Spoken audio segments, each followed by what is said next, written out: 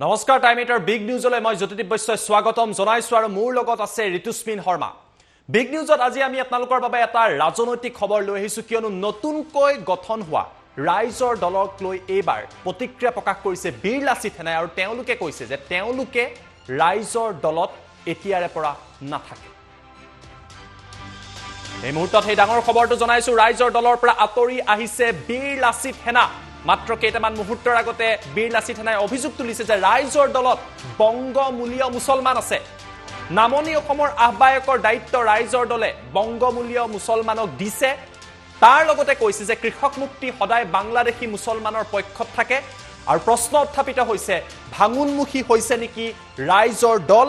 বীৰ লাচিত সেনাই আজি সংবাদ মাধ্যমৰ আগত মন্তব্য কৰি কৈছে যে ৰাইজৰ দলত বংগমূলীয় মুছলমান থকাৰ বাবেই তেওঁলোক ৰাইজৰ দলৰ পৰা আঁতৰি আহিব। আমি পোনপটীয়া সম্প্ৰচাৰত এই মুহূৰ্তত যাম। ঋতুস্মিন শৰ্মা মোৰ লগত আছে, কিন্তু তাৰ পূৰ্বে আমি প্ৰথমতে বীৰ লাচিত সেনাৰ মন্তব্যটো আপোনালোকক দেখুৱাই লৈছো, তাৰ পাছতেই ঋতুস্মিনৰ সৈতে আমি কথা পাতিম।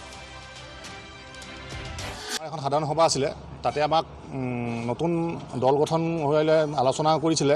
আমাৰ বিভিন্ন জিলাৰ আমাৰ শিৱসাগৰ, যোৰহাট, চৰাইদেউ, বঙাইগাঁও, নলবাৰী এনেকৈ বহুত আমি সভাপতি সম্পাদকবিলাক গৈছিলোঁ। তাতে আমাক সুধিছিলে যে ৰাজনৈতিক দলৰ প্ৰতি মতামত কি দিয়ে। আমি তেতিয়া কৈছিলোঁ যে যদি ৰাজনৈতিক দল খুলিব লাগে তেতিয়াহ'লে ৰাজনৈতিক দলত যোৱাৰ আগতে সংগঠনৰ যিখিনি যি পদবীত আছে, যোনে যি পদবীত আছে সেই পদবী বাদ দি কিনে ৰাজনৈতিক দলত যাওক, তেতিয়া আমি সমৰ্থন দিম। কিন্তু সংগঠনত থাকি কিনে ৰাজনৈতিক দলত যোৱাটো এইটো আমি সমৰ্থন কেতিয়াও নজনাওঁ। আৰু আমাৰ কথাটো হ'ল যে মিয়ামূলৰ যিবিলাক মুছলমান আছে সেই মুছলমানসকল আজি 70টা সংগঠনৰ ভিতৰতে জড়িত হৈ আছে। যেনেকৈ মিয়া পৰিষদ আমি শুনিব পাৰিছোঁ, মিয়া পৰিষদ আছে, আমচু আছে। গতিকে আমাৰ যিখন সংবিধান তাতে আমাৰ তাতে কোনো হিন্দু বাংলাদেশী বা মিয়ামূলৰ কোনো মুছলমান এটা সদস্য থাকিব নোৱাৰে। তেনে স্তৰত আমি কেনেকৈ ৰাইজৰ দলত গৈ কিনে আমি সেই মিয়া মুছলমানখিনি সমৰ্থন কৰিম? গতিকে আমাৰ আস্থা একেবাৰে নাই। যিটো ৰাজনৈতিক দল গঠন কৰিছে সেই দলটোৰ ওপৰত আমাৰ সমৰ্থন আৰু আস্থা নাই। আমাৰ নামনি অসমৰ গোটৰ এইকাৰণে সমৰ্থন আৰু আস্থা নাই যে কৃষক মুক্তি সংগ্ৰাম সমিতিয়ে জন্মলগ্নৰ পৰাই তেওঁলোকে মিয়াক সুৰক্ষা দি আছে, সন্দেহযুক্ত বাংলাদেশীসকলক সুৰক্ষা দি আছে।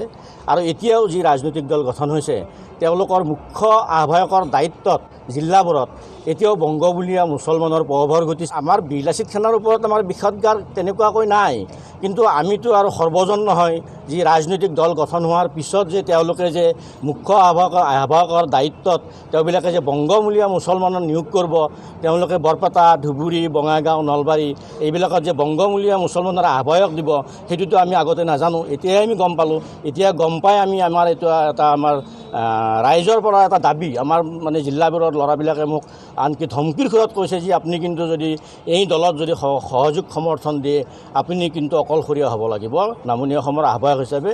গতিকে আপোনালোকৰ লগত আমি নাই। গতিকে সেই হিচাপত আমি আজি সকলো মানুহক আমাৰ যিমান আমাৰ মানে ভাতৃ সংগঠন আছে নামনি অসমৰ বা বীৰ লাচিত সেনাৰ যিমান ল'ৰা আছে আমি সকলোকে মাতিছিলোঁ। মাতি আজি আমি আলোচনা খিলঞ্জীয়া ৰাইজে বা আমাৰ নামনি অসমৰ বীৰ লাচিত সেনা অসমৰ জিলাকেইখনে আমাৰ খিলঞ্জীয়া ৰাইজে আমি মানে এই ৰাইজৰ দলক আমি সহযোগ আৰু সমৰ্থন জনোৱা নাই। সেই উদ্দেশ্যে আজি এই সভাখন আমাৰ গঠন কৰা হৈছিল। আমি বীৰ লাচিত সেনা অসমত থাকিম, কিন্তু আমাৰ নতুন ৰাইজৰ দলত আমাৰ সমৰ্থন আৰু আস্থা নাথাকিব। ঋতুস্মিন আমি মন্তব্য শুনোৱালো। এয়া বীৰ লাচিত সেনাই আজি সভা অনুষ্ঠিত কৰিলে আৰু তেওঁলোকে কেইবাটাও অভিযোগ উত্থাপন কৰি ক'লে যে নতুনকৈ গঠন হোৱা ৰাইজৰ দলত তেওঁলোক নাই। জ্যোতিদীপ, এইটো এটা অসমৰ এটা ডাঙৰ ৰাজনৈতিক খবৰ, কিয়নো আগতে কৃষক মুক্তি সংগ্ৰাম সমিতি হওক বা বীৰ লাচিত সেনা হওক একোটা সংগঠন আছিল। তেওঁলোকে একলগ হৈ ৰাজনৈতিক দল, ৰাইজৰ দল যিহেতু গঠন কৰিলে, এতিয়া কথাবিলাক আমি ৰাজনৈতিক দৃষ্টিৰ পৰা চাব লাগিব। বীৰ লাচিত সেনাই যিটো মন্তব্য কৰিছে এইটো সৰু মন্তব্য নহয়, কাৰণ সদায় ৰাজনীতি যেতিয়া আহি পৰে তেতিয়া উজনি অসমৰ ভোটাৰ, নামনি অসমৰ ভোটাৰ, উত্তৰ পূবৰ ভোটাৰ এইবিলাক অংক আহি পৰে। আজি যিটো মন্তব্য কৰিছে যে বীৰ লাচিত সেনা, শৃংখল চলিহাৰ বীৰ লাচিত সেনা ৰাইজৰ দলৰ পৰা আঁতৰি আহিছে বুলি এইসকল বীৰ লাচিত সেনাৰ সদস্যই মন্তব্য কৰিছে, এইটো এখিনি ইম্পেক্ট পেলাব উজনি অসমত। গতিকে এইটো খুব ডাঙৰ কথা। আৰু তেওঁলোকে এটা গুৰুতৰ অভিযোগ কৰিছে যে নামনি অসমৰ বৰপেটা হওক বা অন্যান্য যিবিলাক জিলা আছে সেই জিলাসমূহত ৰাইজৰ দলৰ যিবিলাক আহ্বায়ক নিযুক্তি দিয়া সেই আহ্বায়কসমূহ বংগমূলীয় মুছলমান বুলি এটা গুৰুতৰ অভিযোগ কৰিছে, যিটো এটা ৰাজনৈতিক দিশৰ পৰা, বিশেষকৈ অসমৰ ৰাজনৈতিক দিশৰ পৰা, য'ত মেৰুকৰণ চলিবলৈ আৰম্ভ কৰিছে, ৰাজনৈতিক দিশৰ পৰা অত্যন্ত গুৰুত্বপূৰ্ণ বিবেচিত হৈছে। ৰাজনৈতিক 2021 নিৰ্বাচনত কিন্তু এনেধৰণৰ মন্তব্যৰ প্ৰভাৱ নিশ্চয় পেলাব। হয়, আমি পুনৰবাৰ কথা পাতিম, কিন্তু পুনৰবাৰ মই মন্তব্যটো দেখুৱাই লৈছোঁ। আজি বীৰ লাচিত সেনাৰ তৰফৰ পৰা কি কোৱা হৈছিল, আমি সেই মন্তব্যটো পুনৰবাৰ আপোনালোকক দেখুৱাই লৈছোঁ। নতুন দল গঠন হ'লে আলোচনা কৰিছিলে। আমাৰ বিভিন্ন জিলাৰ আমাৰ শিৱসাগৰ, যোৰহাট, চৰাইদেউ, বঙাইগাঁও, নলবাৰী এনেকৈ বহুত আমি সভাপতি সম্পাদকবিলাক গৈছিলোঁ। তাতে আমাক সুধিছিলে যে ৰাজনৈতিক দলৰ প্ৰতি মতামত কি দিয়ে। আমি তেতিয়া কৈছিলোঁ যে যদি ৰাজনৈতিক দল খুলিব লাগে তেতিয়াহ'লে ৰাজনৈতিক দলত যোৱাৰ আগতে সংগঠনৰ যিখিনি যি পদবীত আছে, যোনে যি পদবীত আছে সেই পদবী বাদ দি কিনে ৰাজনৈতিক দলত যাওক, তেতিয়া আমি সমৰ্থন দিম। কিন্তু সংগঠনত থাকি কিনে ৰাজনৈতিক দলত যোৱাটো এইটো আমি সমৰ্থন কেতিয়াও নজনাওঁ। আৰু আমাৰ কথাটো হ'ল যে মিয়ামূলৰ যিবিলাক মুছলমান আছে সেই মুছলমানসকল আজি 70টা সংগঠনৰ ভিতৰতে জড়িত হৈ আছে। যেনেকৈ মিয়া পৰিষদ আমি শুনিব পাৰিছোঁ, মিয়া পৰিষদ আছে, আমচু আছে। গতিকে আমাৰ যিখন সংবিধান তাতে আমাৰ তাতে কোনো হিন্দু বাংলাদেশী বা মিয়ামূলৰ কোনো মুছলমান এটা সদস্য থাকিব নোৱাৰে। তেনে স্তৰত আমি কেনেকৈ ৰাইজৰ দলত গৈ কিনে আমি সেই মিয়া মুছলমানখিনিক সমৰ্থন কৰিম? গতিকে আমাৰ আস্থা একেবাৰে নাই। যিটো ৰাজনৈতিক দল গঠন কৰিছে সেই দলটোৰ ওপৰত আমাৰ সমৰ্থন আৰু আস্থা নাই আমাৰ নামনি অসমৰ গোটৰ। এইকাৰণে সমৰ্থন আৰু আস্থা নাই যে কৃষক মুক্তি সংগ্ৰাম সমিতিয়ে জন্মলগ্নৰ পৰাই তেওঁলোকে মিয়াক সুৰক্ষা দি আছে, সন্দেহযুক্ত বাংলাদেশীসকলক সুৰক্ষা দি আছে। আৰু এতিয়াও যি ৰাজনৈতিক দল গঠন হৈছে তেওঁলোকৰ মুখ্য আহ্বায়কৰ দায়িত্বত জিলাবোৰত এতিয়াও বংগবলীয়া মুছলমানৰ প্ৰভাৱৰ গতি। আমাৰ বীৰ লাচিত সেনাৰ ওপৰত আমাৰ বিষদগাৰ তেনেকুৱাকৈ নাই, কিন্তু আমিতো আৰু সৰ্বজন নহয় যি ৰাজনৈতিক দল গঠন হোৱাৰ পিছত যে তেওঁলোকে যে মুখ্য আহ্বায়কৰ দায়িত্বত তেওঁবিলাকে যে বংগমূলীয়া মুছলমানৰ নিয়োগ কৰিব, তেওঁলোকে বৰপেটা, ধুবুৰী, বঙাইগাঁও, নলবাৰী এইবিলাকত যে বংগমূলীয়া মুছলমানৰ আহ্বায়ক দিব সেইটোতো আমি আগতে নাজানো। এতিয়াই আমি গম পালোঁ। এতিয়া গম পাই আমাৰ এইটো এটা আমাৰ ৰাইজৰ পৰা এটা দাবী, আমাৰ মানে জিলাবোৰৰ ল'ৰাবিলাকে মোক আনকি ধমকিৰ সুৰত কৈছে যে আপুনি কিন্তু যদি এই দলত যদি সহযোগ সমৰ্থন দিয়ে আপুনি কিন্তু অকলশৰীয়া হ'ব লাগিব নামনি অসমৰ আহ্বায়ক হিচাপে। গতিকে আপোনালোকৰ লগত আমি নাই। গতিকে সেই হিচাপত আমি আজি সকলো মানুহক আমাৰ যিমান আমাৰ মানে ভাতৃ সংগঠন আছে নামনি অসমৰ বা বীৰ লাচিত সেনাৰ যিমান ল'ৰা আছে আমি সকলোকে মাতিছিলোঁ। মাতি আজি আমি আলোচনা খিলঞ্জীয়া ৰাইজে বা আমাৰ নামনি অসমৰ বীৰ লাচিত সেনা অসমৰ জিলাকেইখনে আমাৰ খিলঞ্জীয়া ৰাইজে আমি মানে এই ৰাইজৰ দলক আমি সহযোগ আৰু সমৰ্থন জনোৱা নাই। সেই উদ্দেশ্যে আজি এই সভাখন আমাৰ গঠন কৰা হৈছিল। আমি বীৰ লাচিত সেনা অসমত থাকিম, কিন্তু আমাৰ নতুন ৰাইজৰ দলত আমাৰ সমৰ্থন আৰু আস্থা নাথাকিব। ঋতুস্মিন, মই আপোনাৰ কাষলৈ আহিছোঁ। এয়া মন্তব্য কৰিছে তেওঁলোকৰ কেইবাটাও গুৰুতৰ অভিযোগ। তেওঁলোকে কৈছে যে কৃষক মুক্তি সংগ্ৰাম সমিতিয়ে বিভিন্ন সময়ত সন্দেহযুক্ত বাংলাদেশীৰ লগত থাকে, বংগৰ যি মুছলমানসকল আছে তেওঁলোকৰ লগত থাকে। গতিকে ৰাইজৰ দলৰ লগত বীৰ লাচিত সেনা নাই, ই কিমান প্ৰভাৱ পেলায়? হয়, বীৰ লাচিত সেনা এটা সৰু সংগঠন নহয়।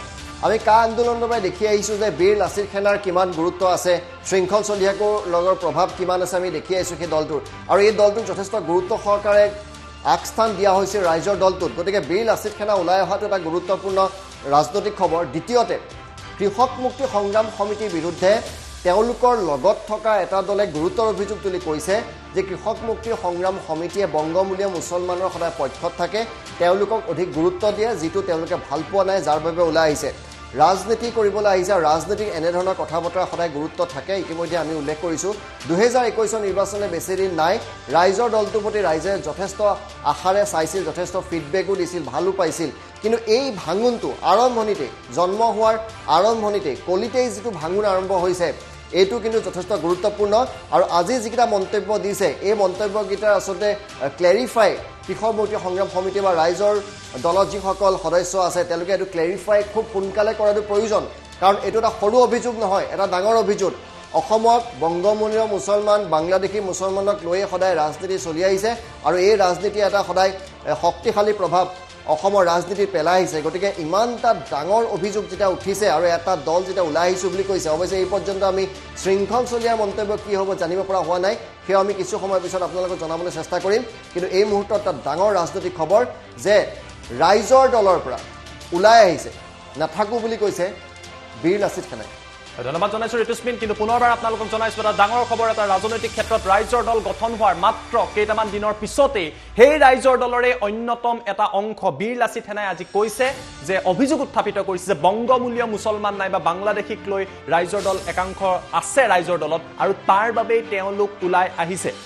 আমাৰ লগত মন্তব্য আছে, মন্তব্য আপোনালোকক পুনৰবাৰ দেখুৱাই লৈছো। এখন সাধাৰণ সভা আছিলে, তাতে আমাক নতুন দল গঠন হৈ আলোচনা কৰিছিলে।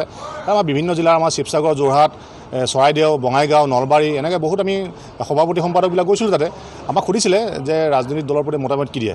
আমি তেতিয়া কৈছিলোঁ যে যদি ৰাজনৈতিক দল খুলিব লাগে তেতিয়াহ'লে ৰাজনৈতিক দলত যোৱাৰ আগতে সংগঠনৰ যিখিনি যি পদবীত আছে, যোনে যি পদবীত আছে সেই পদবী বাদ দি কিনে ৰাজনৈতিক দলত যাওক, তেতিয়া আমি সমৰ্থন দিম। কিন্তু সংগঠনত থাকি কিনে ৰাজনৈতিক দলত যোৱাটো এইটো আমি সমৰ্থন কেতিয়াও নজনাওঁ। আৰু আমাৰ কথাটো হ'ল যে মিয়ামূলৰ যিবিলাক মুছলমান আছে সেই মুছলমানসকল আজি 70টা সংগঠনৰ ভিতৰতে জড়িত হৈ আছে। যেনেকৈ মিয়া পৰিষদ আমি শুনিব পাৰিছোঁ, মিয়া পৰিষদ আছে, আমচু আছে। গতিকে আমাৰ যিখন সংবিধান তাতে আমাৰ তাতে কোনো হিন্দু বাংলাদেশী বা মিয়ামূলৰ কোনো মুছলমান এটা সদস্য থাকিব নোৱাৰে। তেনে স্তৰত আমি কেনেকৈ ৰাইজৰ দলত গৈ কিনে আমি সেই মিয়া মুছলমানখিনিক সমৰ্থন কৰিম? গতিকে আমাৰ আস্থা একেবাৰে নাই। যিটো ৰাজনৈতিক দল গঠন কৰিছে সেই দলটোৰ ওপৰত আমাৰ সমৰ্থন আৰু আস্থা নাই আমাৰ নামনি অসমৰ গোটৰ। এইকাৰণে সমৰ্থন আৰু আস্থা নাই যে কৃষক মুক্তি সংগ্ৰাম সমিতিয়ে জন্মলগ্নৰ পৰাই তেওঁলোকে মিয়াক সুৰক্ষা দি আছে, সন্দেহযুক্ত বাংলাদেশীসকলক সুৰক্ষা দি আছে। আৰু এতিয়াও যি ৰাজনৈতিক দল গঠন হৈছে তেওঁলোকৰ মুখ্য আহ্বায়কৰ দায়িত্বত জিলাবোৰত এতিয়াও বংগমূলীয় মুছলমানৰ প্ৰভাৱৰ ঘটিছে। আমাৰ বীৰ লাচিত সেনাৰ ওপৰত আমাৰ বিষদগাৰ তেনেকুৱাকৈ নাই, কিন্তু আমিতো আৰু সৰ্বজন নহয় যি ৰাজনৈতিক দল গঠন হোৱাৰ পিছত যে তেওঁলোকে যে মুখ্য আহ্বায়কৰ দায়িত্বত তেওঁবিলাকে যে বংগমূলীয় মুছলমানৰ নিয়োগ কৰিব, তেওঁলোকে বৰপেটা, ধুবুৰী, বঙাইগাঁও, নলবাৰী এইবিলাকত যে বংগমূলীয় মুছলমানৰ আহ্বায়ক দিব সেইটোতো আমি আগতে নাজানো, এতিয়াই আমি গম পালোঁ। এতিয়া গম পাই আমাৰ এইটো এটা আমাৰ ৰাইজৰ পৰা এটা দাবী, আমাৰ মানে জিলাবোৰৰ ল'ৰাবিলাকে মোক আনকি ধমকিৰ সুৰত কৈছে যে আপুনি কিন্তু যদি এই দলত যদি সহযোগ সমৰ্থন দিয়ে আপুনি কিন্তু অকলশৰীয়া হ'ব লাগিব নামনি অসমৰ আহ্বায়ক হিচাপে। গতিকে আপোনালোকৰ লগত আমি নাই। গতিকে সেই হিচাপত আমি আজি সকলো মানুহক আমাৰ যিমান আমাৰ মানে ভাতৃ সংগঠন আছে নামনি অসমৰ বা বীৰ লাচিত সেনাৰ যিমান ল'ৰা আছে আমি সকলোকে মাতিছিলোঁ। মাতি আজি আমি আলোচনা খিলঞ্জীয়া ৰাইজে বা আমাৰ নামনি অসমৰ বীৰ লাচিত সেনা অসমৰ জিলাকেইখনে আমাৰ খিলঞ্জীয়া ৰাইজে আমি মানে এই ৰাইজৰ দলক আমি সহযোগ আৰু সমৰ্থন জনোৱা নাই। সেই উদ্দেশ্যে আজি এই সভাখন আমাৰ গঠন কৰা হৈছিল। আমি বীৰ লাচিত সেনা অসমত থাকিম, কিন্তু আমাৰ নতুন ৰাইজৰ দলত